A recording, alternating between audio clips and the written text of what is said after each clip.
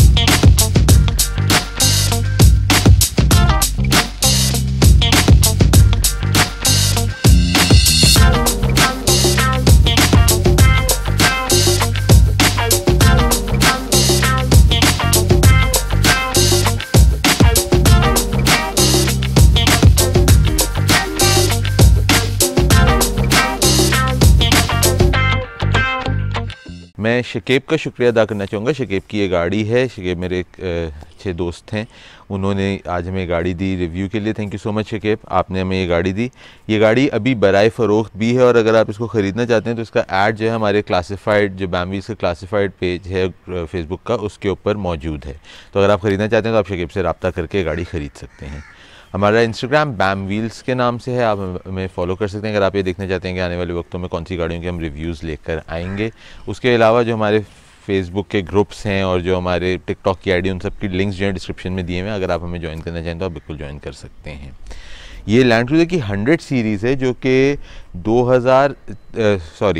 1998 में से लेके 2007 तक आई थी और इस गाड़ी के अंदर फेसलिफ्ट्स भी आए थे और लेक्सिस LX470 या टोयोटा लैंड क्रूज़र सिग्नस, ये दो जो हैं इसके पेट्रोल में 4.7 लीटर इंजन के साथ top of the line variants थे। आप में से बहुत सारे लोग चाहते थे कि मैं इस गाड़ी का रिव्यू करूं और फाइनली ये गाड़ी आज अरेंज हो गई है, तो इसका आपके लिए रिव्यू लेकर आया हूं।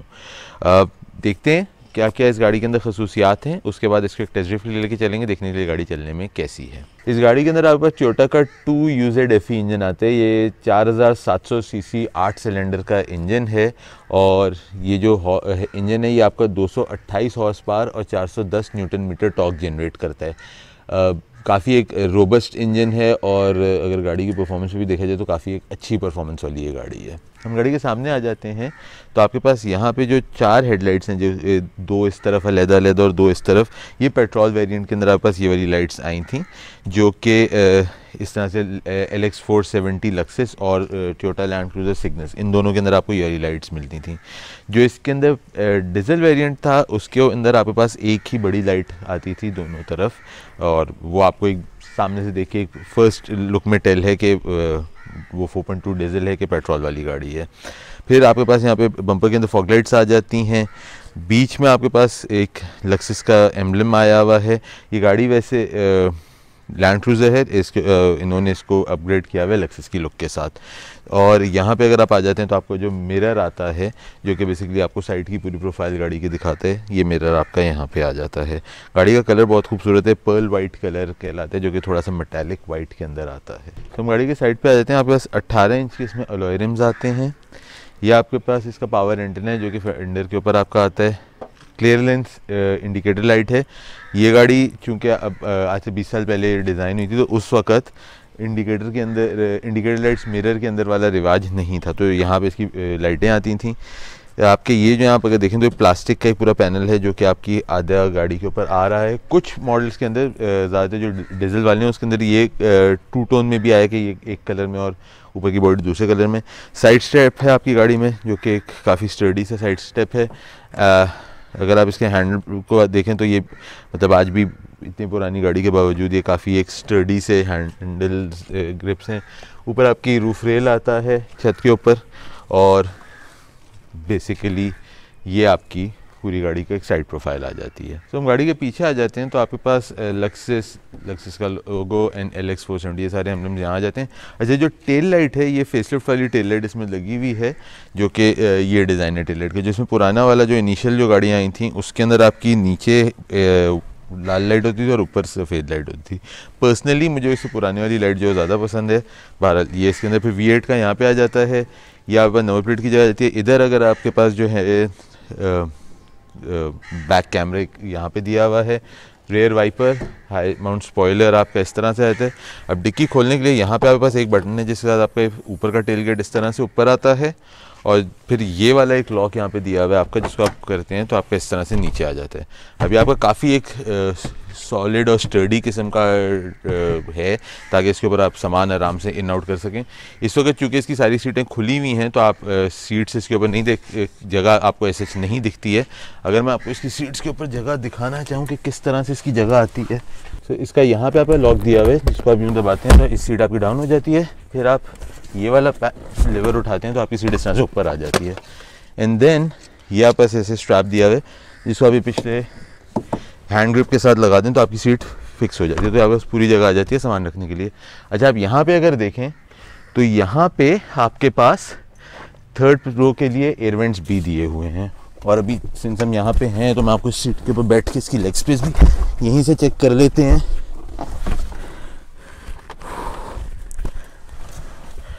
तो टांगों की जो पोजीशनिंग है वो काफ़ी एक ऊपर उठकी हुई है, जो कि मतलब थर्ड रो के अंदर होती है। लेकिन अगर मैं इसको लेग स्पेस और हेड स्पेस में देखूं तो कंप्लेन नहीं कर सकता एज एन एडल्ट।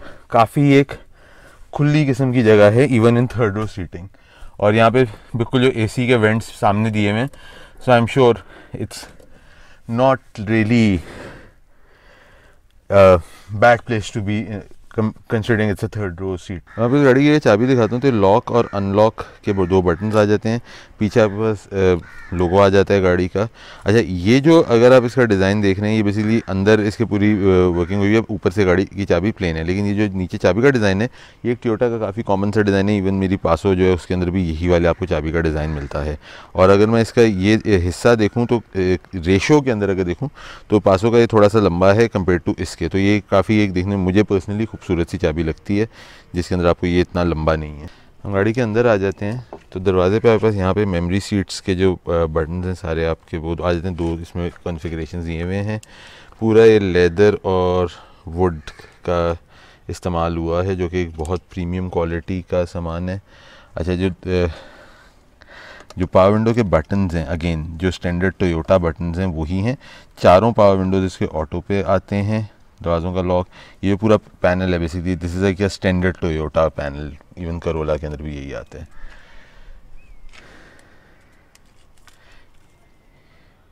यहाँ पे आप आ जाते हैं तो आपके रेयर वेंट्स राइट और लेफ़्ट को खोलने और बंद करने का ऑप्शन है। Mirrors retractable, cruise control, multi function steering wheel. अच्छा, यहाँ अगर आप देखें तो आपकी जो सीट है एक अदद पावर्ड सीट है। लेदर स्टीयरिंग व्हील जो है वो आधा वुड और आधा लेदर के साथ है। ऑप्टिट्रॉन स्पीडोमीटर है, जिसको अगर अब इसके अंदर एक और चीज़ है कि अगर आप ये देखेंगे, मैं जैसे इसमें चाबी लगाता हूँ तो जो स्टीयरिंग है इसका वो अपनी जगह पे एडजस्ट होता है।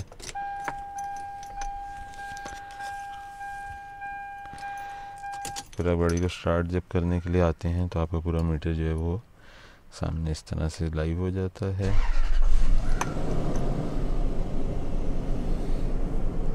Trip A, trip B, odometer, सिर्फ 3 चीज़ें यहाँ पे आपको मिलती हैं। यहाँ पे अगर आप देखते हैं तो ये आपका जो है स्टीयरिंग बेसिकली टिल्ट का इलेक्ट्रॉनिक बटन दिया हुआ है, जो कि इसमें टेलीस्कोपिक फंक्शन भी होता है, बट समहाउ ये आई थिंक इसका काम नहीं कर रहा है। ये जो बटन है आपका रेयर डिस्क लॉक का आ जाता है। जो स्क्रीन इसमें इस वक्त लगी हुई है, ये टेस्ला स्क्रीन जो आजकल चल रही है, ये बेसिकली इस गाड़ी की ओरिजिनल स्क्रीन नहीं है, लेकिन एक आफ्टर मार्केट स्क्रीन लगी है। अच्छा, ये वाला अगर आप लीवर देखते हैं तो ये आपका बेसिकली जो लाइट्स हैं उसको डिम और हाई करने के काम आता है, तो आप इसके साथ इसको ऑपरेट कर सकते हैं। यहाँ पे आपके पास एक्स्ट्रा आ जाता है। ये आपका ड्राइव मोड्स हैं, normal, comfort, sport. Height control आपकी यहाँ से है, गाड़ी जो आप अप डाउन करते हैं।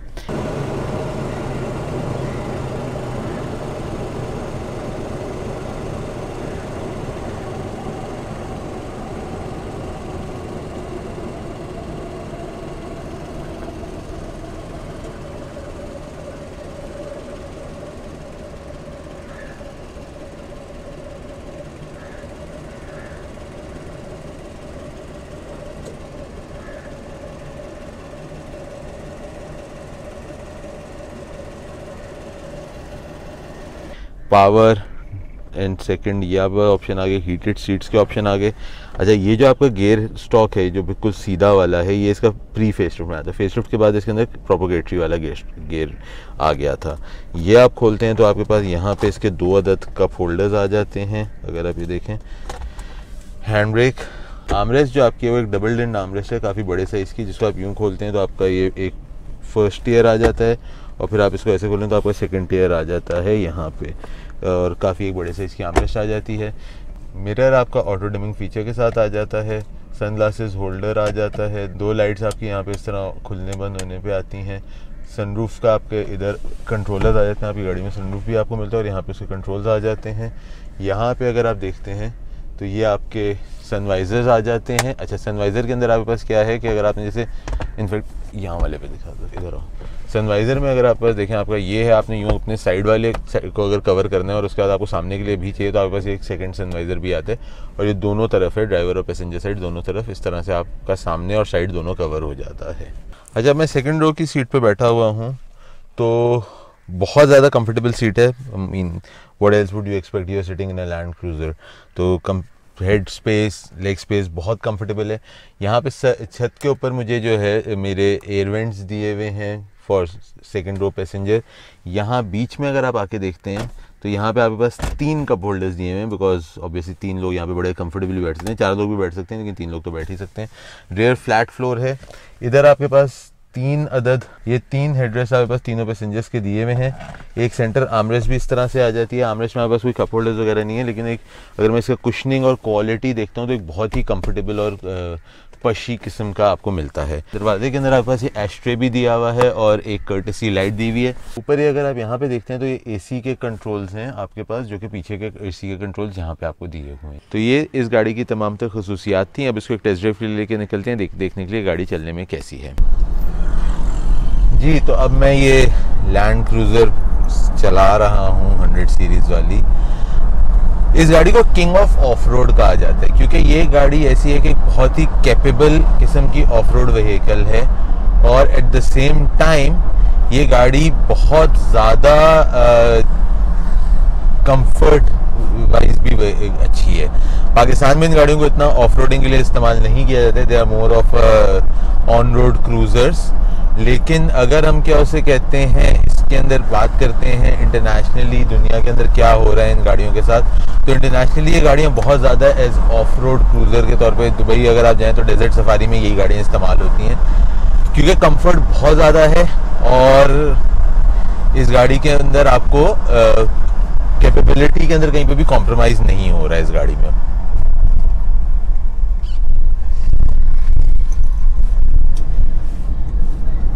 फ्यूल इकॉनमी पर अगर बात करते हैं तो 4.5 से 6 के दरमियान में कहीं आपको देती है। ये जो इसका V8 वाला जो इंजन है, मुझे याद है 2001 के अंदर मैं 1.6 इंडस वाली 1.6 GLI होती थी उस ज़माने में, जो कि 1.6 लीटर वाली गाड़ी होती थी। मैं उस गाड़ी के ऊपर था और मेरे साथ 3 तलवार के से जो कराची से लोग वो हैं, जिन लोगों को कराची के बारे में थोड़ा पता है, तो 3 तलवार का सिग्नल एक है, उसके ऊपर मैं खड़ा हुआ था। 1.6 GLI जो इंडस वाली कैरोला थी, वो अपने ज़माने की बड़ी ही ज़बरदस्त किस्म की गाड़ी कंसिडर की जाती थी, और मैं उस गाड़ी पे था और ये गाड़ी मेरे साथ खड़ी हुई थी, और उसने जब एक्सेलरेट किया है गाड़ी को, तो जो शूट था उस गाड़ी का वो कंपेयर नहीं किया जा सकता। मतलब आज भी मुझे वो याद है कि वो रात को तो किस तरह से वो गाड़ी निकली थी मेरे बराबर से, और मैंने सिर्फ देखा था और वो गाड़ी गई इस तरह से। गाड़ी में शूट है और अभी मैं उस शूट को चेक करता हूँ।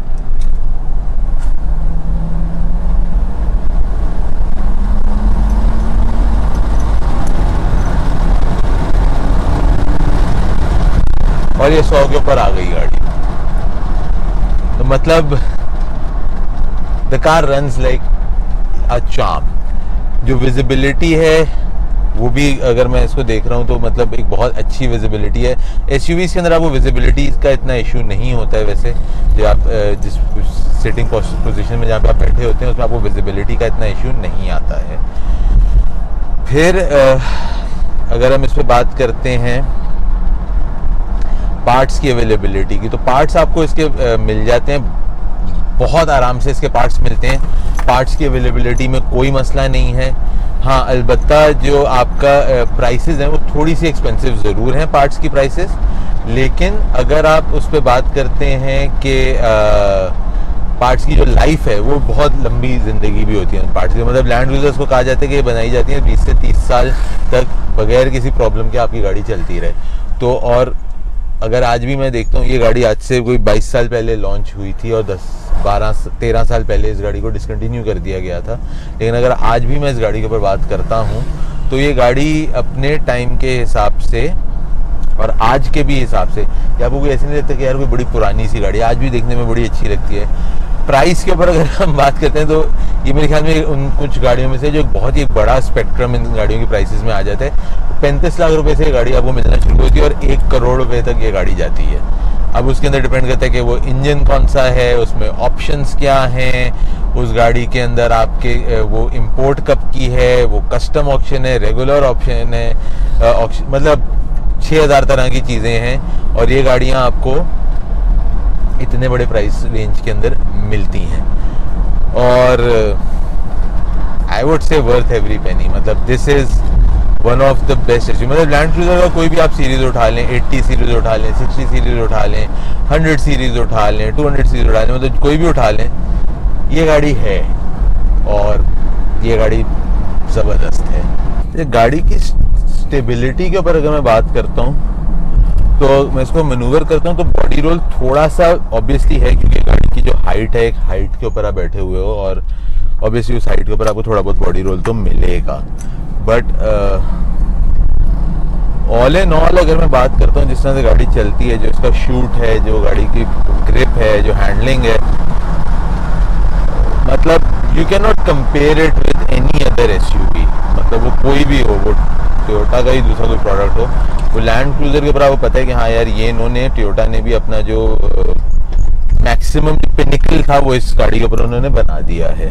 तो हमारा ये तजिया था इस लैंड क्रूज़र 100 सीरीज़ का। आपको कैसा लगा कमेंट्स में ज़रूर बताइएगा। अपना और अपने घर वालों का ख्याल रखिएगा। अगली दफ़ा तक के लिए अल्लाह हाफ़िज़।